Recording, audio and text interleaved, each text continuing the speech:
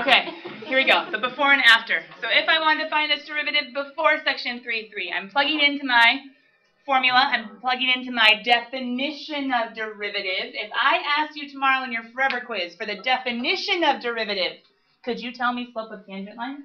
No. We could not. No. What's the definition? The limit formula, right? Okay, the limit of the difference quotient. So I'm simplifying. Why am I simplifying? Because you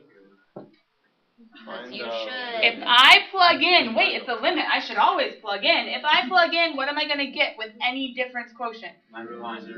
0 over 0, keep going. So therefore, hopefully we've gotten really good at foiling, maybe. Because you didn't want to take all the time to write all the steps.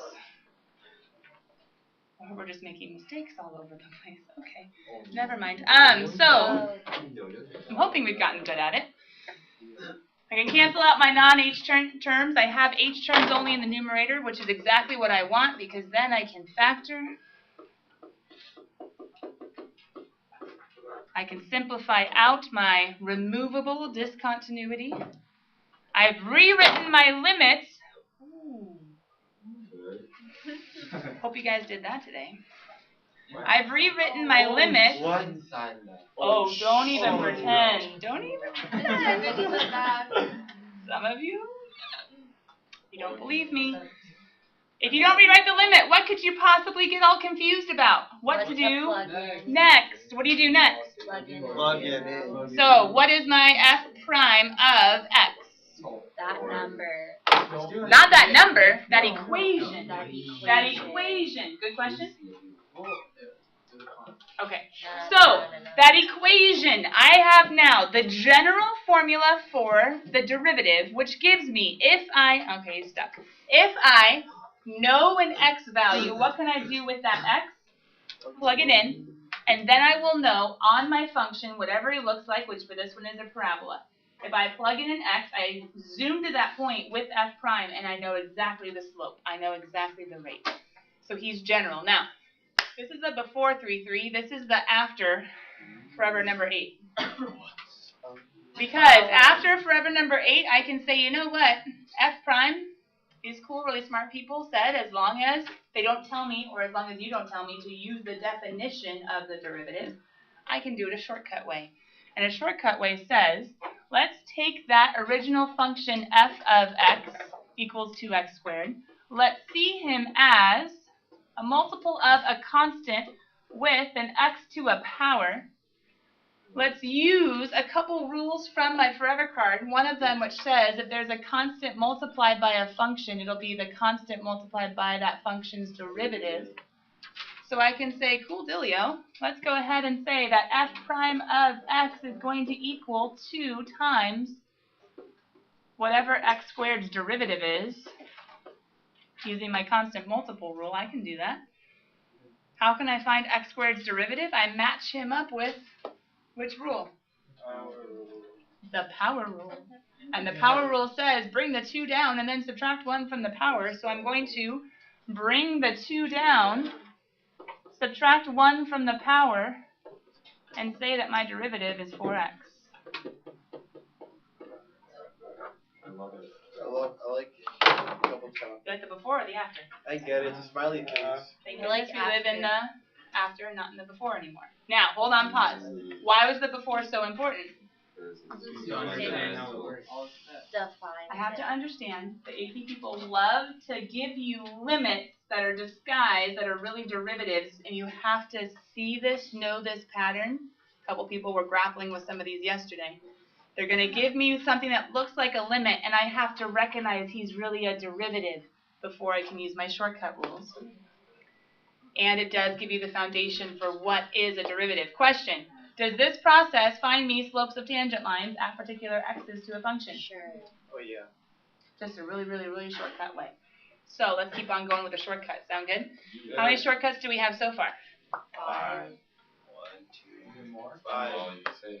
Kind of like 5, but we're going to maybe like shorten, simplify the process just a little bit. And do you think maybe you might have like the sum of something with a constant multiple who has someone with a power? some of these are going to start blending, so let's figure out how the blending will occur.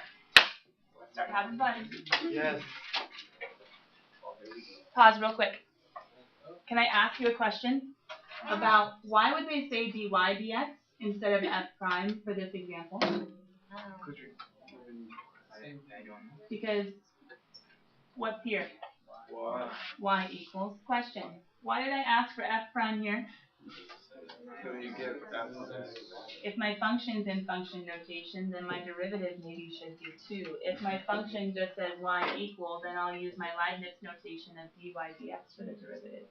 So you guys looked in your homework, 3-2. There was a section between like 9 and 20. Half of them said find f prime because they were all f of x equals. Half of them said find dy dx because they were y equals. You were doing the exact same thing. So they wrote it 2 different ways based on what's given.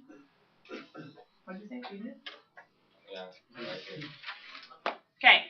Question, guys. What's going on in my original function that I have to take the derivative of? I have a negative 3 times, but negative 3 is just a constant being multiplied. There's a power. There's a rule for that. And then x is being raised to a 12. power. So therefore, if I was to think about who is my derivative, if you want to see something, it's kind of a few sections too early. But remember how I told you d dx is like a verb? If I take d dx of y, you're like, why is there a dy dx? It's all notation, but there's a dy dx left over, the derivative. Well, what happens when you take d dx of? There would be a dx dx who goes away. Anyway, that's foreshadowing, foreshadowing, foreshadowing. Now it's gone. And it's gone. Wait, hold on. And it's gone. Okay. Come back. I just want to take his derivative. So I have a constant. Doesn't the constant multiple say he comes on the outside, kind of? And then I'm going to take my derivative. So bring the 12. Hold on. I should write it first. The derivative of x to the 12. What does power rule tell me, my amazing ones who got good at it over summer? You bring in front. And yeah. Oh, which simplifies just to b. Now, could some of you guys see? Look at the beginning. I heard it. Thanks. Look at the beginning. Look at the end. Do you think we're going to shorten this process in between? Maybe. Maybe. Because couldn't I just say bring down the 12? 12 times negative 3 is negative 36. So much faster. And then take away 1. What should I do in the bottom one then? Now I have a sum. Distribute. I could distribute, or I could make the 1/2 wait till later. What do you guys want to do? Distribute. Wait till Treasury later. was saying distribute, so we're going to try it the other way. I could. Why? The words came out wrong. We're doing Jezreel's way because we just, it's the other way because we just pulled the negative 3 out. So I'm not going to put this 1/2 off to the side. Oh my goodness. I should sue you all. All right. Is it? Come back. Did I change anything? Is that my derivative? Wait, no. I distributed a 1/2. Wait, guys, that's not deriving. That's distributing. Come back. I could have pulled the 1/2 outside and said d dx of x to the 4th plus 7, but I was like, nah, let's just go ahead and distribute them in. Now find the derivative.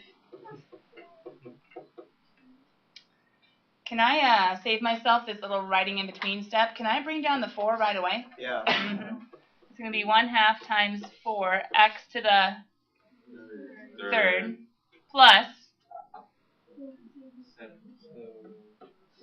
What? Oh, yeah. It'd be 0. What is 7/2? A constant. So ready for it. Be 0. Derivative of any constant is 0. 0. Wait, why did I take them one at a time? Because whenever you have a sum or difference, I can take the derivative of one plus or minus the derivative of the other, one at a time with addition or subtraction. So I take the derivative of the first, brought down the 4, which is going to end up simplifying to be 2x to the 3rd. I realize some of you are like, lame, I already got this. I've been in physics for, maybe you don't got this, but Right? focus, quiet down, because everybody needs to see this, okay? Another way of thinking about the zero, guys, there technically is a rule, but couldn't you also say he has an x to a 0 power? Yeah. If I bring down the 0, what happens? Oh, 0. you can do it either way. You can see it as x to the 0, or you can say derivative of any constant is 0. Okay? Now, we're going to pause for a second. I know it's just getting good. We're going to pause for a second and talk about a little bit more notation. Because so far, what derivative have we solved for? That one. The first derivative. What? The first derivative? Wait a minute. We've only talked about one derivative. What do you mean the first? If I say the first derivative, that implies there must be a... Second. How do you guys think I could get a second if I already have a first? Just do it again. Do it again. Fun. You can find higher derivatives as well. So, if finding a derivative just means, let's find the rate at instance of a function using limit notation, the derivative definition, or using our shortcut rules, well then that begs the question, can I have higher derivatives? It doesn't beg the question. In my mind it does. Maybe not yours. You're like, I don't care. Well, we're going to use it, so we're going to talk about it. Okay. As long as there's differentiability, aka as long as I can take the derivative and it does exist, right? As long as I have the ability to take the derivative, not so much like you mentally, but as in like the function can be derived. As long as there is differentiability and non-trivial derivatives, we can keep taking higher derivatives.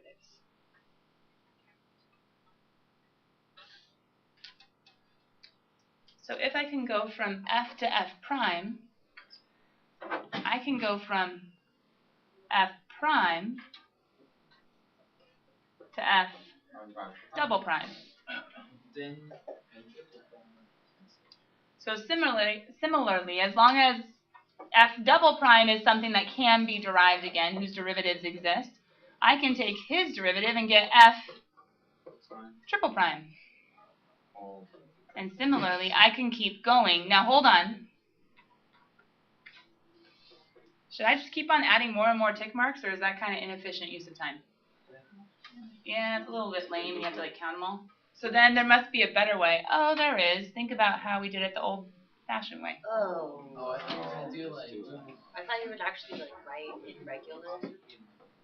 Yeah. Arabic. Both ways work. Arabic. Oh, nice. Good. Now hold on. How do you know it's not f to the fourth power?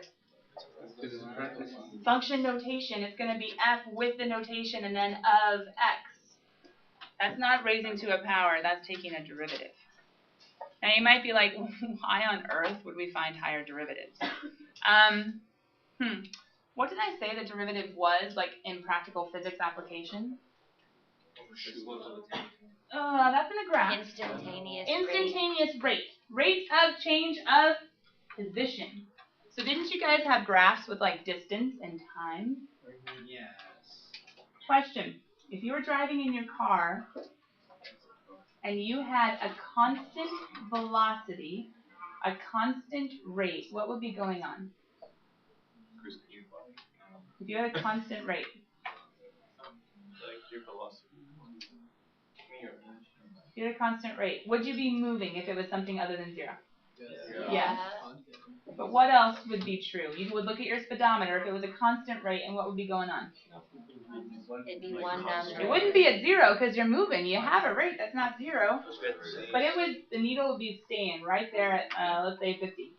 Okay? I don't know, pick one. So 50 miles per hour, okay? You have a constant rate. Why on earth would I want to know not only the rate of change of my position changing, but also the rate of change of my velocity changing? The rate of change of my first derivative. What in your car changes how your position is changing? Wait, a change of a change? A rate of a rate? Yeah. What says that? Acceleration or the brake, I guess. You could go either way. Acceleration.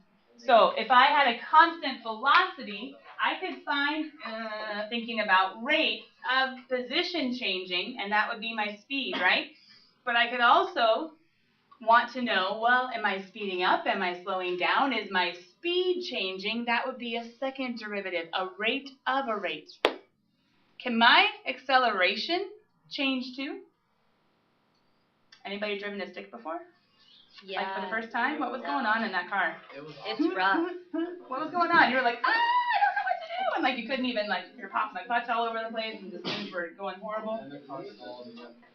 If you try to teach someone how to drive a stick, it's even worse because you can't push at the brake. Anyway, come back. There's also a third derivative. Velocity is like the first derivative. Acceleration is like the second derivative. Jerk is like the third derivative. Don't be an F triple prime. Anyway, come back. I get it. Why is it called jerk? Oh. Don't drink and drive. Anyway, so you're driving me crazy. Anyway, jerk. Think about like. Now we don't usually use jerk too much in calculus, but that's the rate of the rate of the rate, the rate of the acceleration, which is the rate of the velocity, which is the rate of the position. Anyway, That's gonna be on our jacket. hold on, pause. Hold on, pause. There is some other notation. It's our Leibniz notation, but we're going to talk about him another day. Pause, stop. We're not going to go crazy into getting all kinds of other derivatives until we're really good at finding the first one. Okay? So if in homework you're like, I'm finding a derivative and then a derivative of a derivative and then a, no, not yet. Okay? Not yet. Now, I'm going to skip a little bit because we are going to practice that for a second. We do need to continue this on tomorrow because I wanted to introduce some cool ideas like velocity, acceleration, jerk, etc. But come back. How does this use the basic rules that we talked about in Forever Card number 8 for anyone who's trying to get their homework? This is just number 10. Ouch.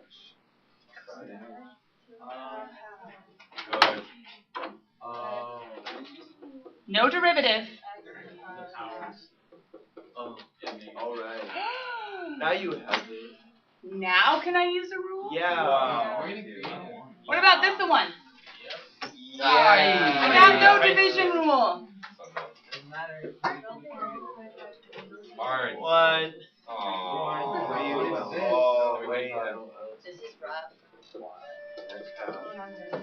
We're going to get really good at these tomorrow. So, hold on to your horses. Make sure you're here. We're going to practice. We're going to get good at the first derivatives, the basics, but more complicated. Bye, cool kids. Yes, thank you for asking me. Or else I would have told Liana that you hadn't asked if I was at home. She didn't ask me yet, so I was like, I was going to tell you guys at the end, like, at the end, Everyone takes I know, but like if you learn it, it's not like it. Bye, Minty. Bye. Good lunch. I was mathing the other day. You're my favorite man. Since you don't tell anyone. Hey, I can have our jacket. Don't drink and drive. I'm not sure if that's an appropriate school message. Well, I mean, it is, but it's not. But She likes it, and she's our president. It's gonna be just doing it. well, I was mathing, Okay. and then my book fell out of Kenny, just do it. Just do it. Did you put anything in your initial condition test keeping that the findings then? Is it, oh, it's here. Sorry, I thought you were just like pointing like in space. Okay.